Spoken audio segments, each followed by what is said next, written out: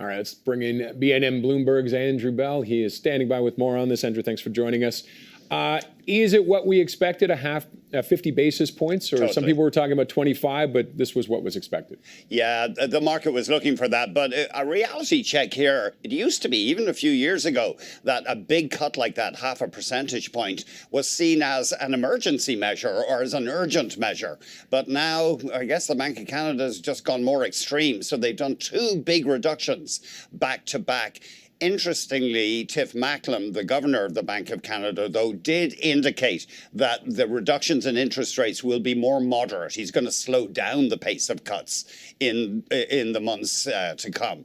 So it is a cut. Canadian dollar was up last time I checked. So usually when you see that happen, when a currency rises despite a big interest rate cut, it means it was discounted in the market. Investors expected it. Expected this already. So what does this mean for people with mortgages? What does this mean for the markets as we start moving forward? Well, it's good news if you've got a variable rate mortgage, and falling inflation is actually good for people with fixed mortgages as well, because generally bond yields go down when that happens, and mortgages are priced off government bond yields. So it's good news for borrowers, but the economy is struggling. It looks as though Q3 real growth in output will be only about 1%.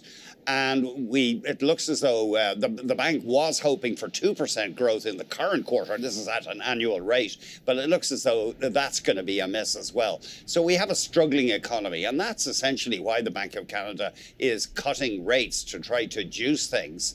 The problem is, of course, as you referred to, U.S. President-elect Donald Trump's tariffs. They could be swinging. And, of course, it's fascinating now. There's talk maybe we should throw them a bone or offer to throw them a bone, get rid of this digital services tax Canada's imposed on internet giants, mostly U.S., because that really rankles in Washington. They don't like that.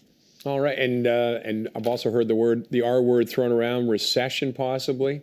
I don't know if the economists are calling for that. I think they're looking for sluggish growth. I don't think they see the economy actually contracting for 2 quarters in a row. I don't think anybody's ruling it out, though.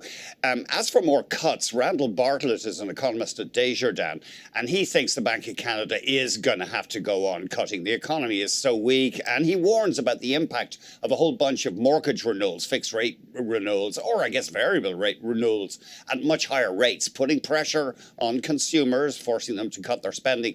And in fact, so we're at 3.25% now for the core rate.